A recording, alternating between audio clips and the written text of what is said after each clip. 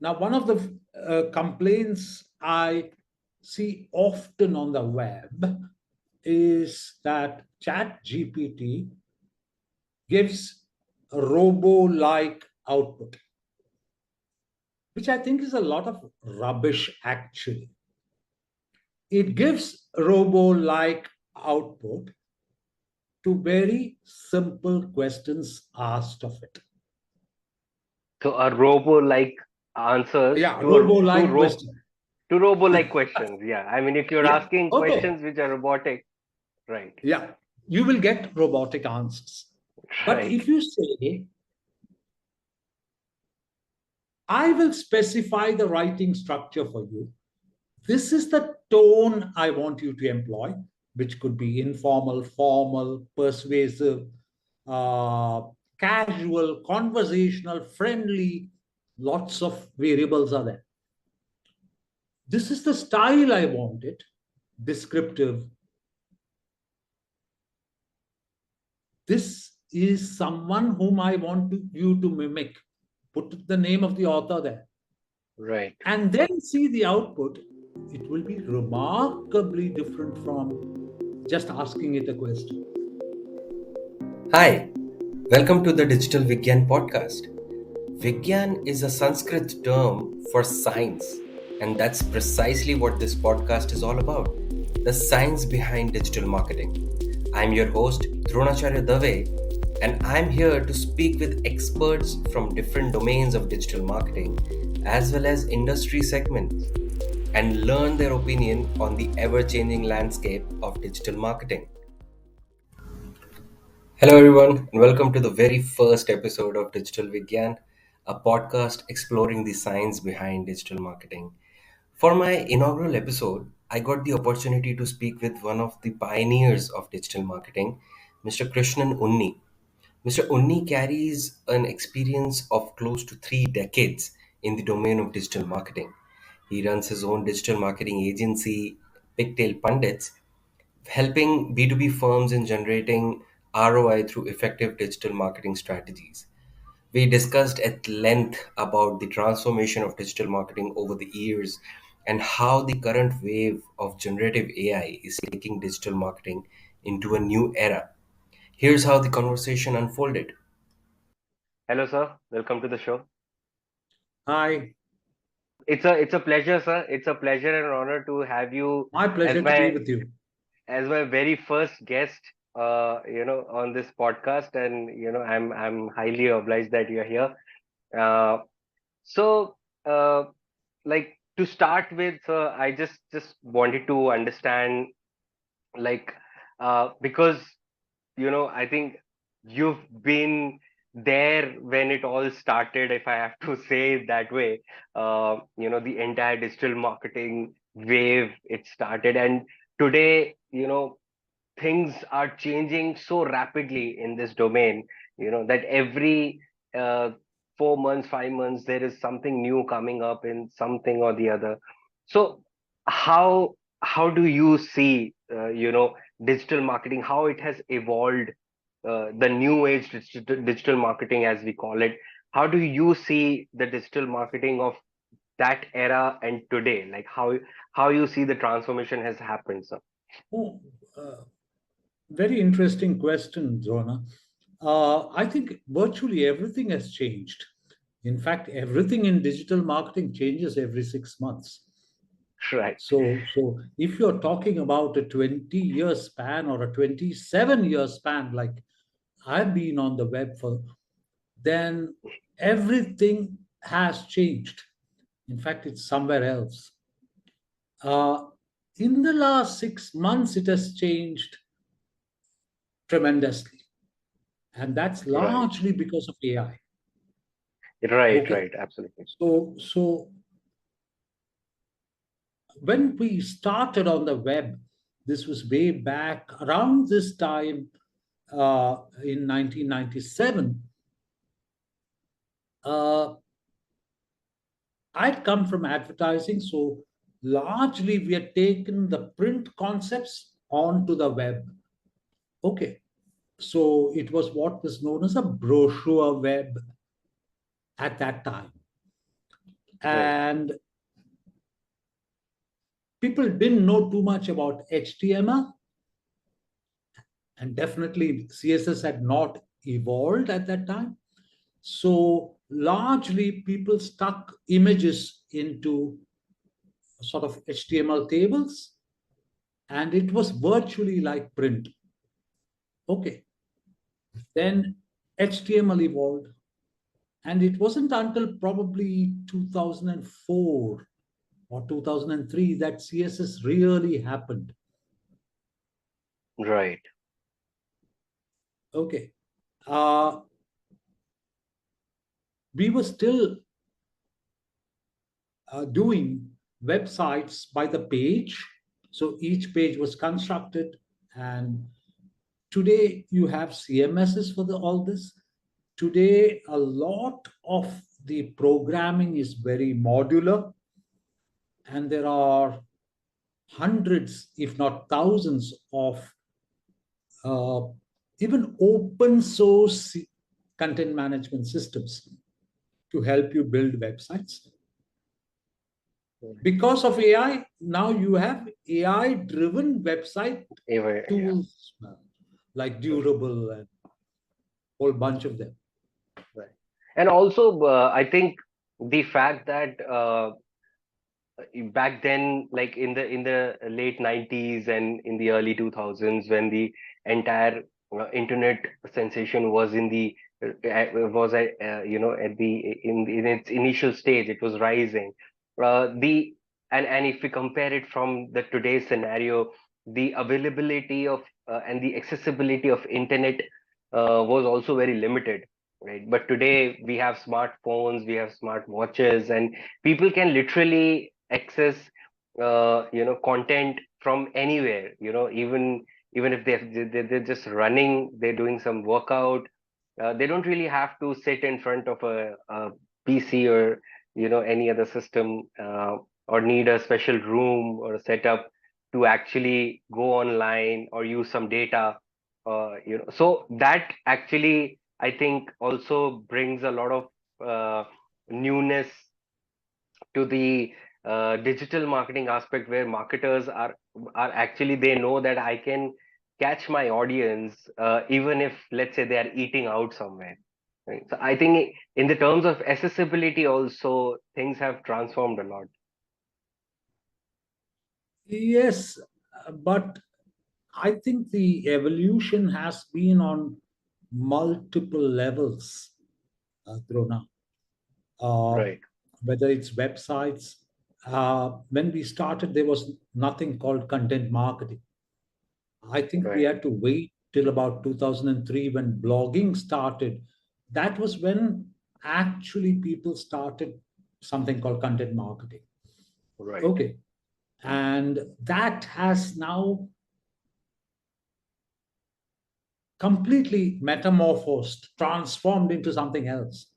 It's now got models within it. It's got things like funnels within it. It's got behavioral science inputting into it.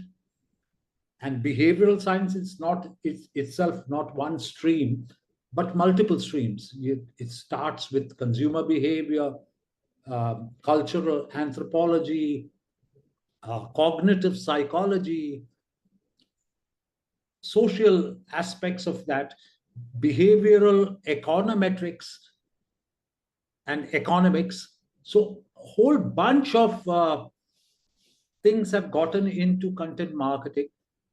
Uh, the second thing which has gotten into that is instructional design, or now it's called learning design, which is a larger scoped area, because it's no longer instruction. I mean, it's not like a teacher teaching someone and the student shuts up.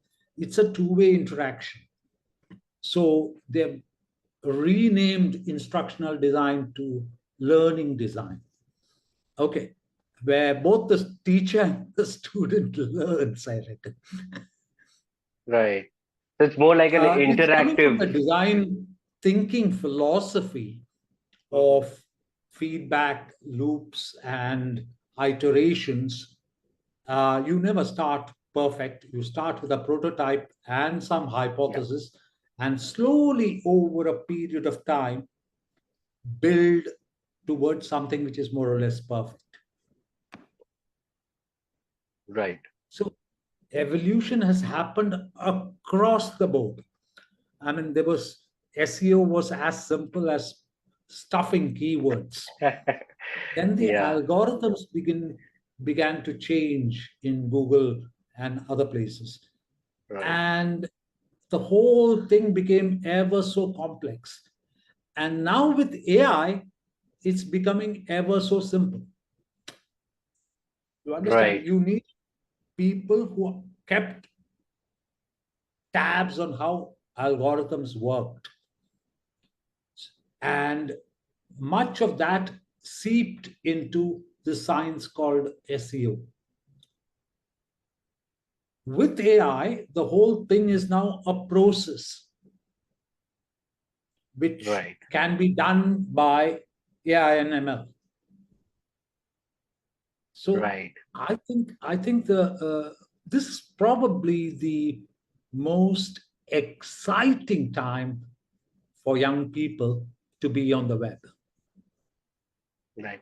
So since we are talking on the entire AI, ML, the Yeah, automation part of it, uh, what I also wanted to understand from your point of view is the thing that is actually, have taken the entire digital marketing and the entire digital framework, basically, if I have to put it that way, by storm yeah, lately is ChatGPT, right? So, what I wanted to understand from you that this is again, it's a the new thing, not very new anymore as though, yeah. but still, it's a rage right now. And so, how do you see that? Has this transformation that has happened, has it happened for good? Is ChatGPT like the common debate which keeps going on and on everywhere, that is it really a good thing that has happened uh, to this entire domain, specifically considering people losing jobs, and the fear of more and more number of people losing their job because of not just chat gpt but other such similar automation tools barging in numbers. So how, what's your point of Yes, view, sir, on that?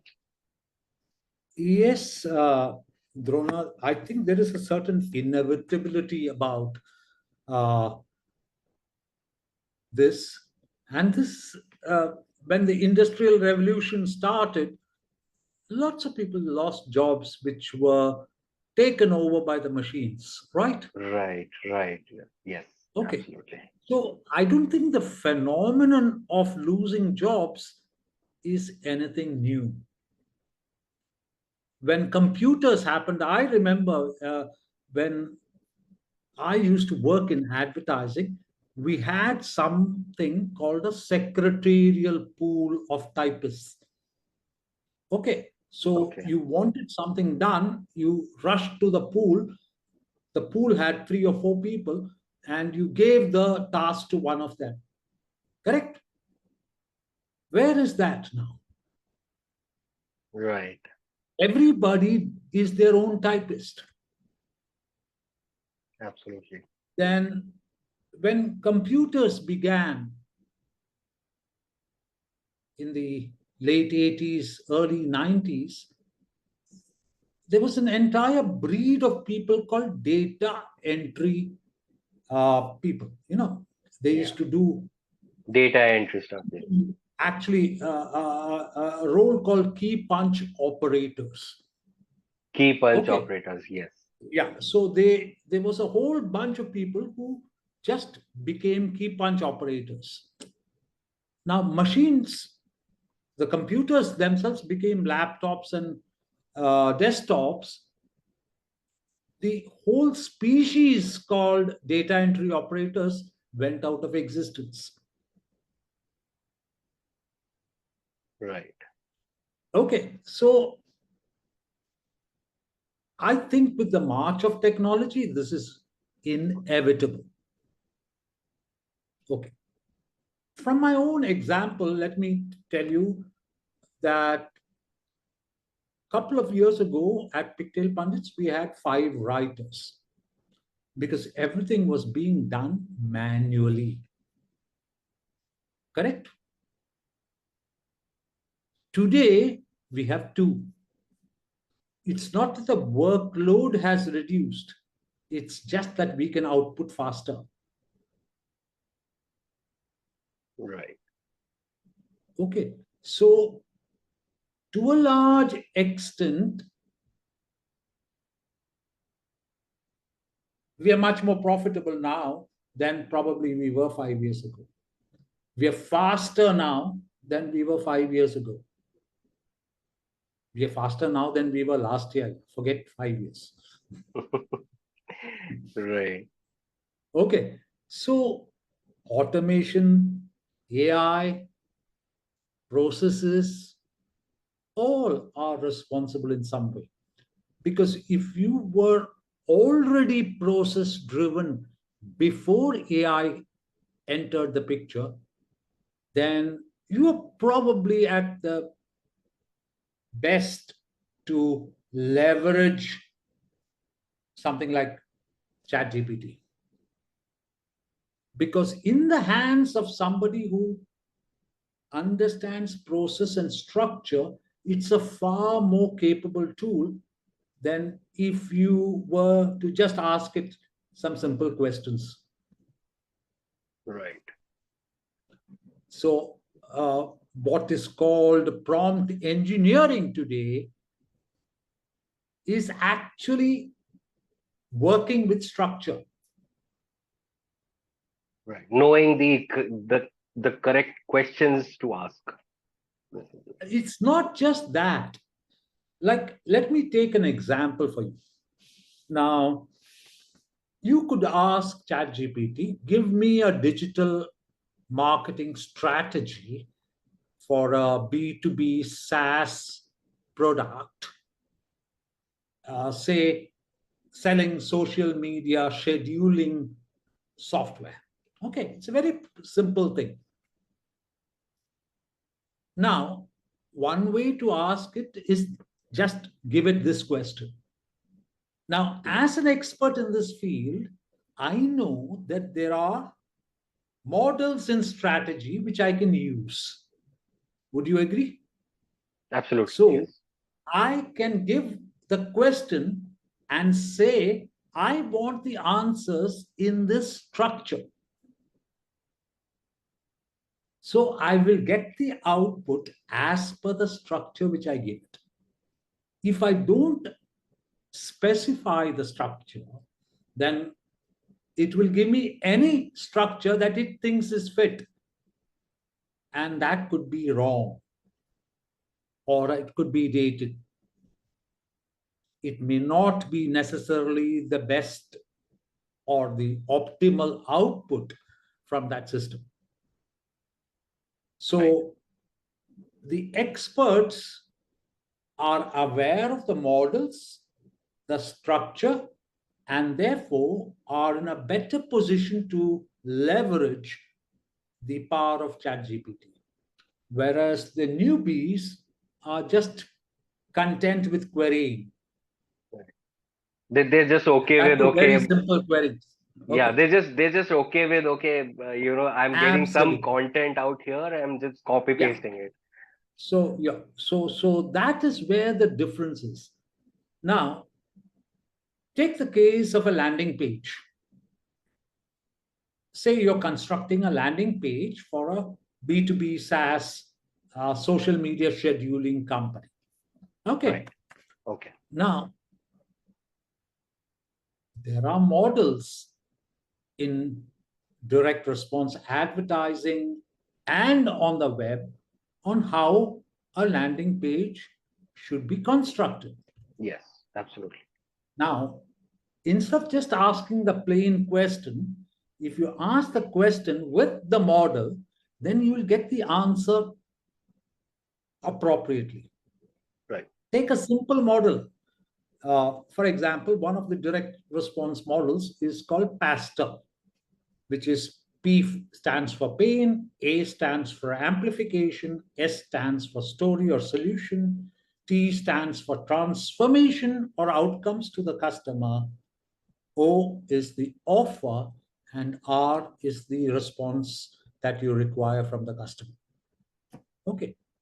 Now, if I say I want a landing page to structured to pastor, I'll get a landing page structured to pastor. Okay, but if I ask it for a landing page, it will give me any structure that it thinks is fit. Does that make sense? Absolutely. So Absolutely. expertise comes from the models and the structures that you bring to the table.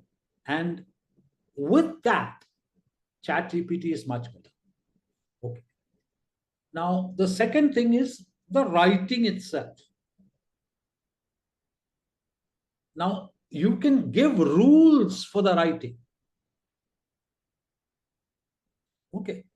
Now, one of the complaints I see often on the web is that ChatGPT gives a robo-like output, which I think is a lot of rubbish, actually.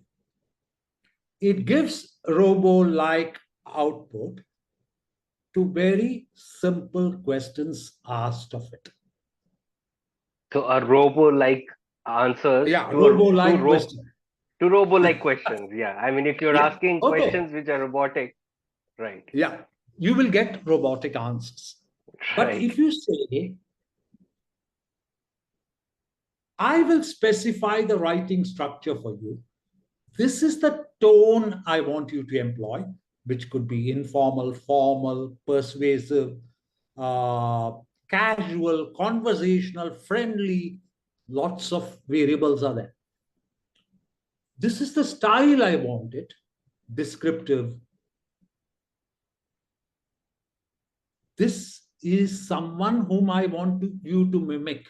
Put the name of the author there. Right. And then see the output. It will be remarkably different from just asking it a question. Right.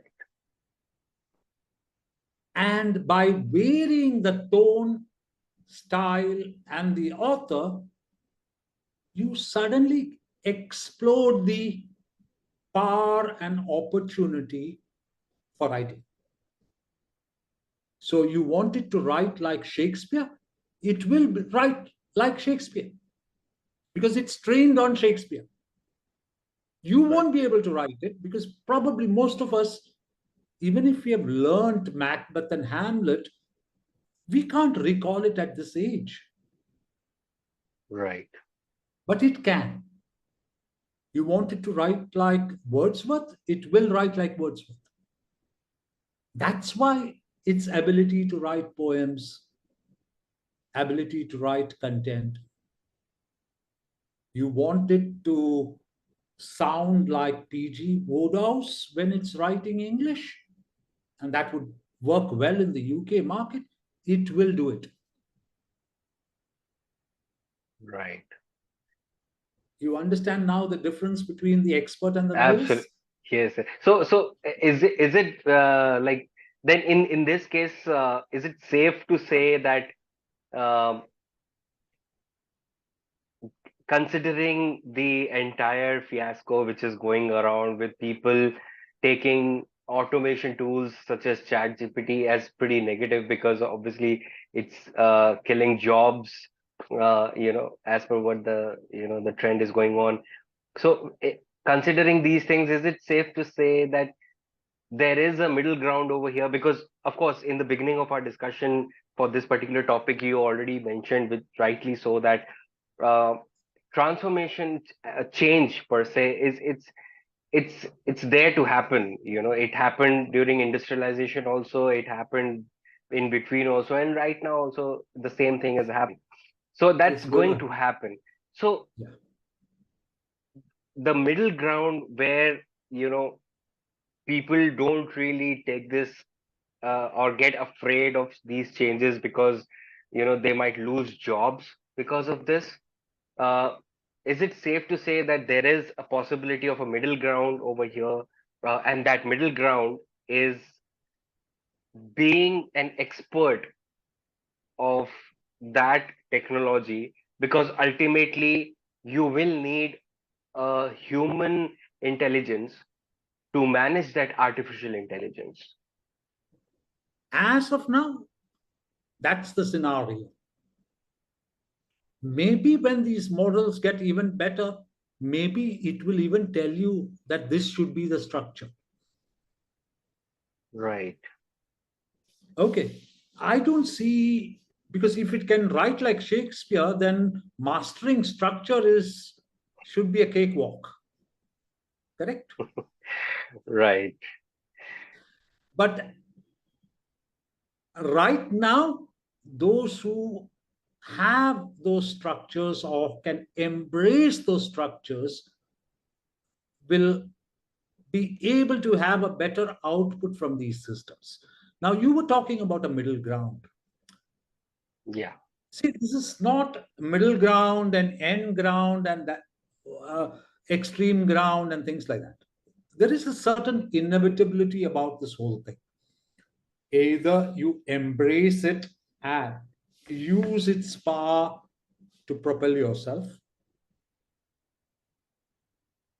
or you stand on the sidelines and moan or wail. Right. I mean, Because it is going to it be is there. going to happen.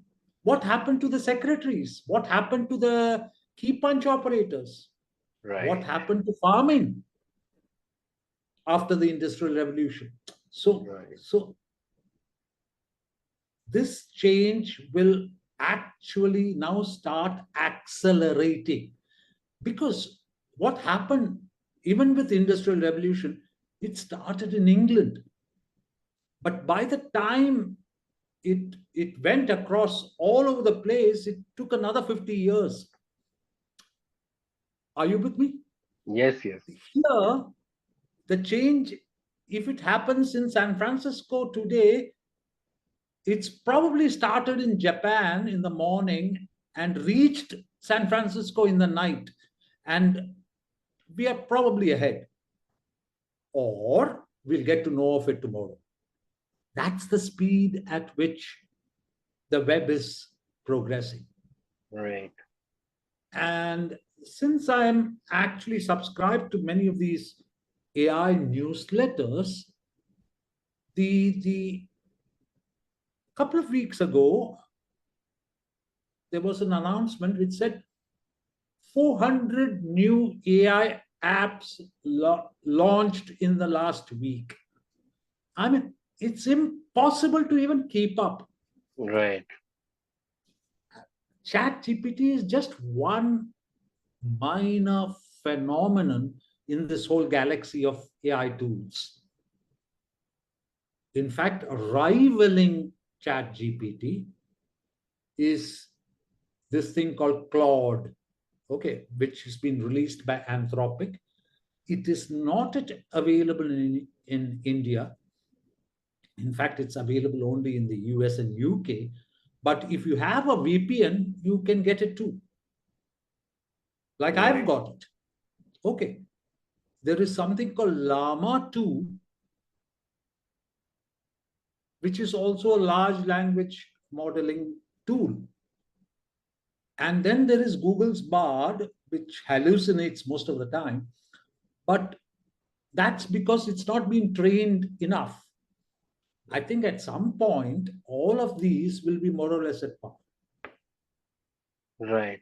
And I like I think that's absolutely on point, because uh, recently I also read this one article online, and uh, it said that the end users, the readers basically, who are consuming the content available online in any form, they, because this entire automation and generative AI has become such a boom, people are aware of it now, and they know that there is a high possibility that whatever content they are consuming, whether it is an article, whether it is a video or an infographic or whatever, there is a high possibility that it is a AI generated content.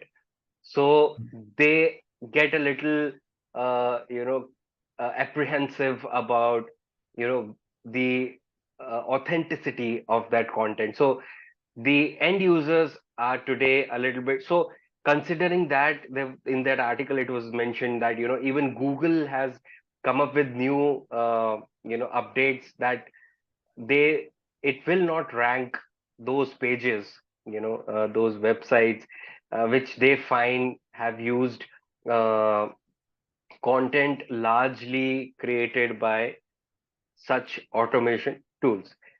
However, the funny part is that they themselves have their own Google Bard. Uh, I'll tell you you know, something. The other day, I got something written by ChatGPT, went to one of these tools which detects AI, shoved in my content, and said, now please tell me whether this is AI generated or human generated. And it told me that it's 100% human generated. human. Okay, now I think this whole thing about whether it is machine generated or human generated is besides the point. What is it when you read you're looking for? You're looking for either entertainment or you're looking for value, Right, sometimes both. As long as you get away with either one of them or both, why would you worry whether this thing which I just read and which made me laugh or which gave me 10 good ideas is written by a human or an AI? So I think the fundamental premise that people evaluate things from that perspective is itself wrong. If it right, is boring content which sounds robotic, which even humans are capable of, right. I think more then there capable of. won't be anybody to read it. Absolutely. So let the stickiness of the content determine its rank on Google, which is what is happening right now. Right, of course. Whether it is AI generated or fool generated is irrelevant. Is it sticky? Are people flocking to it? Are they getting value or entertainment out of it? How does it Right, matter? right, right. As far as it's giving the answers to the questions they are looking Correct. for, Correct. um, So it's useful. does that now, by the same argument, have we has the world stopped asking ChatGPT questions? No, it is AI. The answers it gives are also AI driven. Yeah, So are we not accepting that and using it? I do. And let me tell you, Drona, it can write better than me. Because let's for a moment, just for a moment, look at how do humans write. So during your growing years, you read, right? You read Shakespeare, you probably read Dickens, you read Aldous Huxley, you read the Victorian poets, you read some of the early American authors, whatever. And that chutney, virtually, it's a chutney because it's a mix of so many authors, seeps into you, and you now project into a new pattern the words which you have subconsciously lodged in your head, right? right, right, right, Now, what does AI do? It's been fed on all these books too. right, The ability to recall stuff from those books or pretend to write like that book is far more than that of Faster, a human. more quicker and more efficient. Definitely. So I can train the machine on Dickens. I can train the machine on probably one of the most expressive writers today, Diane Ackerman. Okay. I can train it on the poetry of Wordsworth or Shelley or Milton or whoever. And its ability to recall all this is far greater than my own ability to recall it. And Right, that's why I say it can write better. right. Because So, all I need to tell it is listen, write like Diana Ackerman. right. So I think, like, then I think, considering all these facts, it would be uh, like what I understand from whatever you explained is this this change that has happened, this transformation, this evolution that has happened in the form of generative AI and ChatGPT and what we're talking about is actually uh, something that has happened for good. And of course, it's kind of an inevitable thing that we just talked about, that change is inevitable and technologies keeps transforming every day, every fortnight. So that's inevitable, but this thing has actually happened for good because it's actually making people be more efficient with their productivity. Right, There is little doubt about it. right, If I can tell you from a personal example, it used to take me 3, 4 days to write a strategy note because it was a painful process. Uh, there were two parts to this. One was the data that you would get from tools like Ahrefs and SEMrush, which had to be put together. And then the second bit was the heuristic thing, where you actually went inside the website and looked at how they had organized content, what is their content like, what is the maturity of their content, is it aimed at the top of the funnel, middle of the funnel, bottom of the funnel, how many capture devices do they have, and things like that. Today, I can give the URL to ChatGPT and analyze the content. It's made things so simple, and you would think that you can use ChatGPT only for, say, content generation. No, you can use it for proposals, you can use it for Yes. strategy, you can use it for virtually anything you want, as long as you are armed with the structure and the process for getting the output that you want. In fact, when I'm teaching this, in fact, I've done quite a bit of training on how to work with ChatGPT. One of the things which I tell the kids is, say you want to do a social media post using ChatGPT. Now, the lazy way to do it is to go and say, give me a social media post for Right. something. Okay. Which I think 70% of the users are doing currently. 90% of the users. Okay.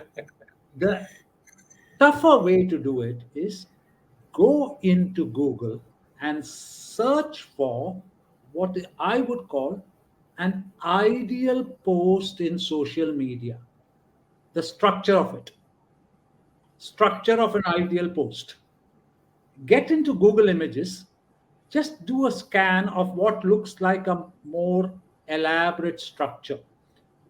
Click on that, copy that structure,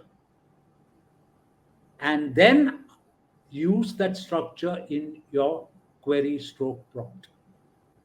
Now there is a structure for everything. You want to write a blog, there is a structure. You want to write an email sequence, there is a structure. You want to do a newsletter, there is a structure. Okay, so a PDF. Now, the lazy person does not think structure first. Now, just imagine a human being. If there were no spinal cord, we would be like amoebas floating on the ground. Correct. So, even in writing, what comes first is structure. It's like, let me take the analogy of a building. What comes first? The The ground blueprint, floor. yeah, comes first, right? Then they build the columns and the beams to on which Yes. the floors and the walls are laid out. Right. Now you can't be saying, let's go and fit the Jaguar pipe when you start writing. You have to start with the structure. Now, unfortunately, the way we are taught is completely random. There is no structure. So when we come into a professional uh, business writing, there is no structure. It's completely random. So you have to teach structure first. So everything actually boils down to having the proper understanding of the structure that you want Correct. to provide to that automation, instruct Correct. him that, okay, this is how I want my So output to be. that structure is actually called by many names. You can think of it as frameworks, you can think of it as models, or you can think of it as structure. It's the same thing. Right. Actually, if you are observant enough, you will find in nature there is structure in everything. Even in the chaotic growth in the forest, you will see structure. It's only that humans have not embraced it as quickly as nature has done. Right. Absolutely. So coming on to the like slightly, I mean, I wouldn't say it's entirely different thing, but slightly on a wider aspect of what we've been discussing in terms of like since we were talking about the entire how digital marketing has evolved over the period of time, and the way the content has evolved across different platforms, and the approach of digital marketers have varied across different channels. So I mean, when we like, even if when we talk about digital marketing as a holistic platform, it is made up of these different pillars, we can say. Like content marketing is one, then there is SEO, then there is social media, then there is email marketing, and henceforth.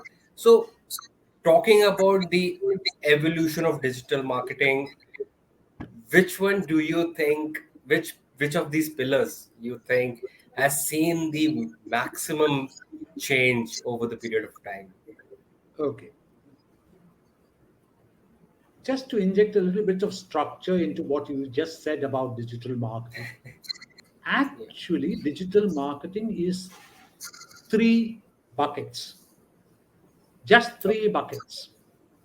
Okay. The first bucket is called conversion, into which your website falls. The Okay. second bucket is called retention, into which the capture devices from your website draw leads, and those leads need to be nurtured over a period of time. That's what retention does. at one level.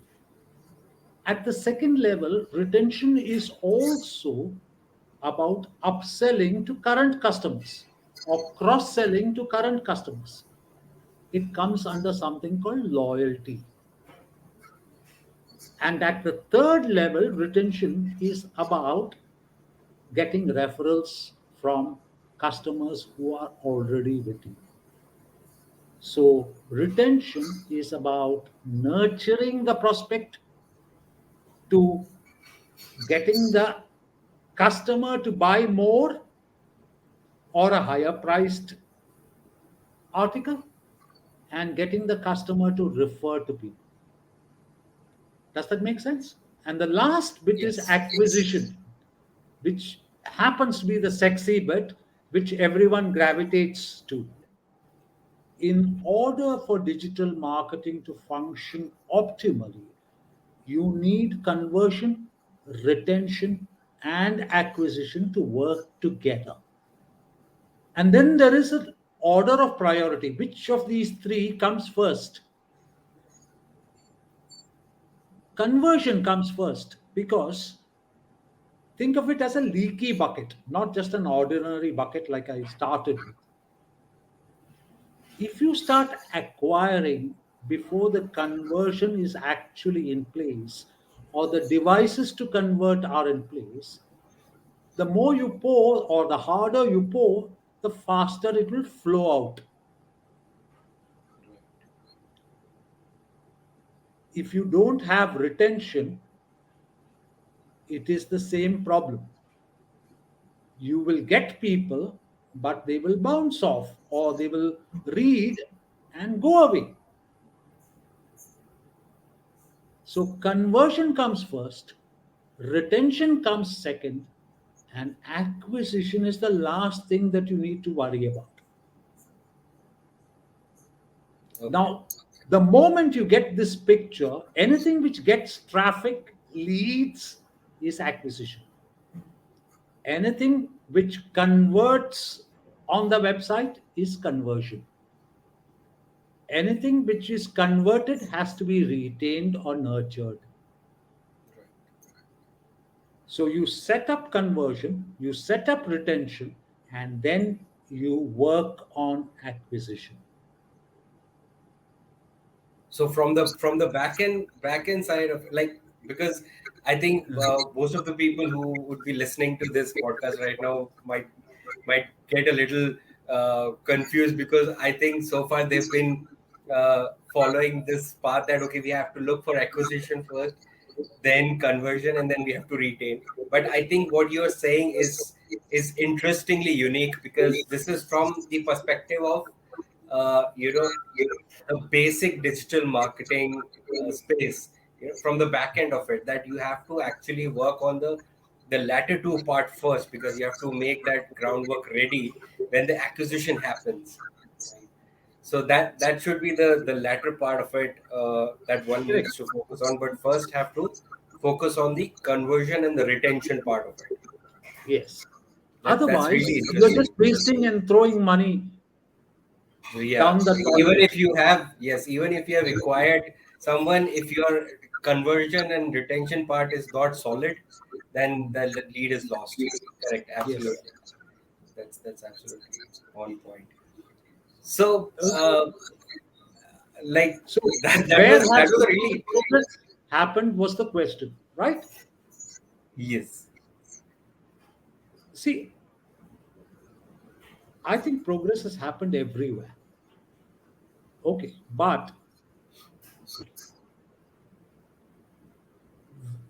let's rephrase that question because I've not kept an analysis of each and every aspect's progress to be able to define to you that this is progressed faster than that. What I can tell you is that content is the oil for everything in digital. Right. You want to acquire, you need to write ads, you need to create landing pages. And then there is the operational aspect of targeting and other things, right? But Absolutely. across the board, the one thing about digital marketing is that it is content driven. Right. So I would look at how has content grown over time. Right. And I have found it really fascinating because I was there right at the start, and anything went in that period. The fact that you were on the web itself was a miracle. Okay. Right. That you didn't know much about it was not, was secondary. Okay. Because the guys who are looking at you haven't been there in the first place. So they look at you as one of those guys who have actually found gold. Okay. Actually, you're also a gold digger. There are lots of gold diggers, and but very few find the gold. Okay. Right. So, okay, how has content uh, progressed? I think first it started with blogs where people just wrote random things. Then somebody came along probably and said, listen, we have to be more strategic about this thing. This is not uh, personal angst that you're putting out there and people come and read it, and you can actually get business out of this whole thing. You can use it to rank on search engines on thousands of keywords in the long tail and get ginormous amounts of traffic to your website through Right. content. So, how do you get strategic? That is where the models start getting in. What is top of the funnel? What is middle of the funnel? What is bottom of the funnel? Right. Actually, this whole premise of funnels rests on something which was actually written by this direct marketer called Eugene Schwartz way back in the 40s or 50s. And it's called the 5 stages of awareness of customers. So you move from unaware to problem aware, and from problem aware to solution aware. That means I know I have a problem, but I don't know what solution. In solution aware, it is I know I have a problem and I think I know the solution too, but there seems to be three or four of them and I'm somewhat confused, like most human beings. And then you come to product aware, where I know that iPhone 14 Pro has the best features or whatever, or Pixel 6 has got the best features, or OnePlus 10 has got it, whichever. That is product aware. And then the last stage is most aware. That means I know the cost, the features, the performance, everything I need to know about the iPhone 14, but I'm waiting till August 15th when there will be a Prime Independence Day on Amazon and the prices will drop and I can buy one. Right. Okay. Now, if these are the 5 stages of awareness, what they have done is unaware and problem aware, they have made it into top of the funnel. Right. Product aware, solution aware, and product aware is middle of the funnel. Middle of the funnel. And bottom of the funnel is most aware. Okay. Now, you have the basis for creating a landing page, you have the basis for creating an email campaign, you have the basis for creating content, all flowing out of this one model written in the 50s. Okay, so this was a remarkable thing to happen. Suddenly, the emergence of a model in what would seem completely random articles and things like that. But the model itself is one bit of the story. Then came nuances, the behavioral sciences. So psychology started inputting. Brain research, which is neuroscience, started inputting insights, how the human brain works, and therefore how to work on your messaging, how the human brain works, and therefore what should be the stack on your landing page. What should come first? Pains, amplification, solution, transformation, offer, and response from the customer. So there is a stack. Right to that stack, Right. and then move on to even more nuances, more elaborate direct marketing uh, techniques. By the way, the web is a more like a direct marketing medium, direct response medium, than it is like an advertising medium, like the Yes. print television ads that we see. Okay, so the web has evolved and taken off from direct response. So today's web is much, much more sophisticated in terms of content production, in terms of content delivery, in terms of content formats, in terms of content models, content structure. Everything has evolved. In terms of even design, UX, UI has evolved because models have crept into that as well. Right. So there has been a transformation in the design, a transformation in the psychology and persuasive techniques used, a transformation in the content modeling arena.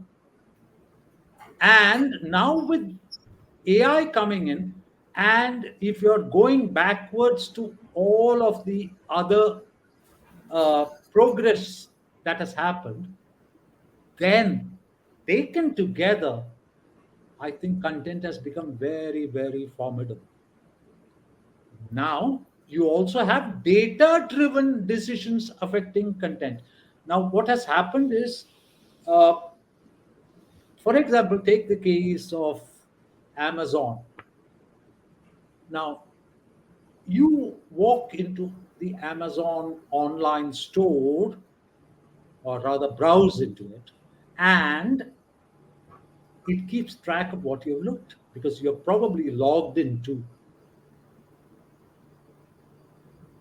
And even if you've looked at one random thing by mistake, 2 days later you'll get a mail saying, based on your browsing history, I think you would be Within interested in this product. within Correct? hours within hours we see ads on other platforms. Absolutely. That's the remarketing thing. Yes, yes. Okay. So, say I have looked at a brass idol on Amazon. Okay. Now I've forgotten that I've looked at it and I go somewhere else, say the Indian Express site, to look at the latest news. Now, this brass guy is probably doing remarketing there. You will see the brass thing which you have looked at, the exact product showing up there. And then you go to the Times of India site, you will find it there too. It keeps following you. Yeah. Okay. So that's part of the advertising repertoire. But my focus and part of what I'm talking to you is on content. And I think the biggest progress has been in content. And it's a natural progress because, sorry, it is the thing that oils all the other things in digital marketing. Every activity in digital marketing, virtually, except probably metrics, is oiled with content. Content is the king, sir. Content is the king and the queen. And because this is something I think a very uh, old adage and a very common Yeah, but saying in it has the got layers and nuances to it. Uh, if you ask someone who is new what content is king is all about, or to decipher that, then you will get a completely different interpretation than what I just shared with you. Okay, so you need to look at it from a holistic perspective of all the progress that has happened in the multiple disciplines which impact content, from consumer behavior, psychology, social anthropology, cognitive psychology, all of which have come together. Behavioral economics of late has also impacted content. And today it's a full blown, very mature science. It is not, I know English, I can write, and therefore I am a content writer.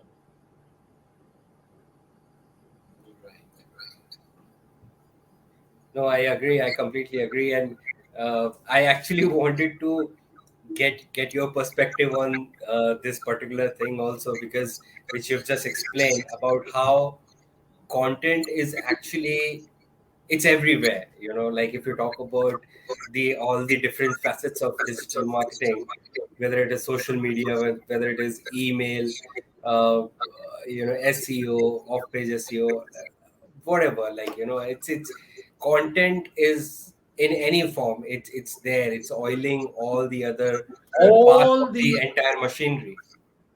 key activities of digital marketing are oiled by content. Okay. So much so, Drona, about 6, 7 years ago,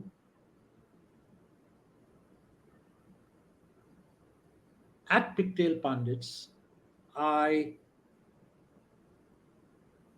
did one experiment. The experiment was, can I take a bunch of writers and convert them to digital marketers?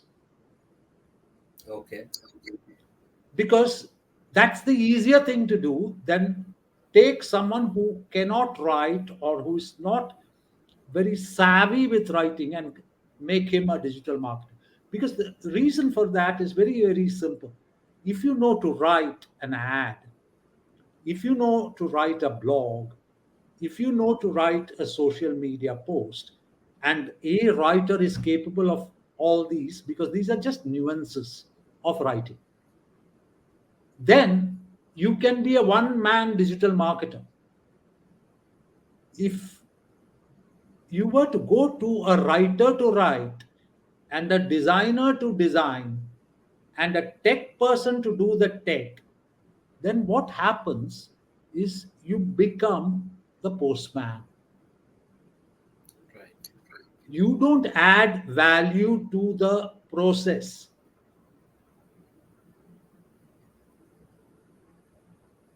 And remarkably, writers who become digital marketers, whether social media managers or even account heads at agencies, digital marketing agencies, have a much better grasp as well as facility for digital marketing, because they'll just roll up their sleeves and start writing in case there's an ad to be done right now. Not Right. look for the copywriter is on leave, so I can't do it. True, true, true, sir. I completely agree. As a content marketer myself, I can totally relate to where you're coming from. I completely agree to that. So if you're first a writer, you can be trained into a digital marketer, and you will Absolutely. be a better digital marketer than a non-writer. Right, right. Because as a writer, like, I mean, what I see, what I feel is, as a writer, you have those nuances of understanding uh, the scope of what the target audience might be interested in reading Correct. or listening or watching. So you would know how I have to create my content, and Correct. I think So that's even if what makes a you're difference. employing a writer, there are two things you would need to do.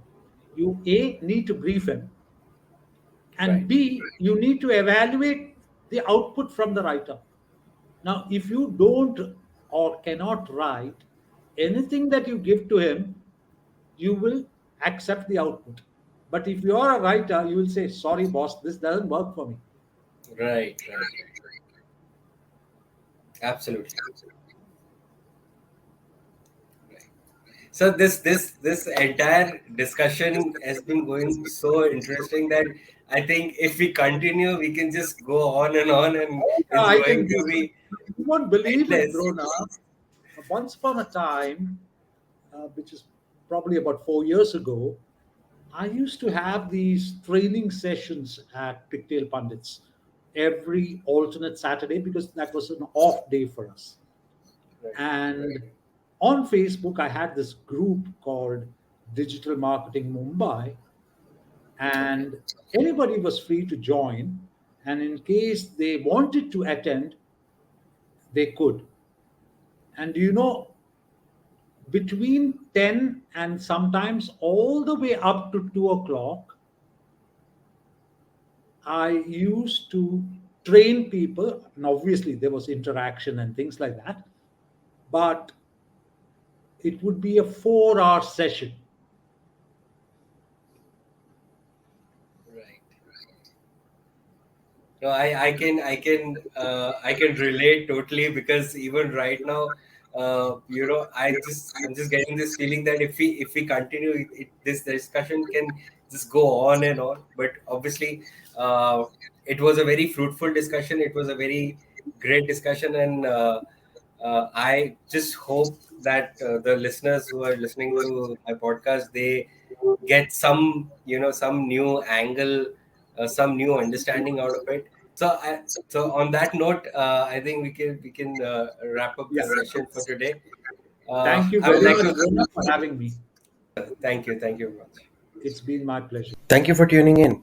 If you like the podcast, please do subscribe to my channel on Spotify, Amazon Music, Apple Podcast, and Google Podcast.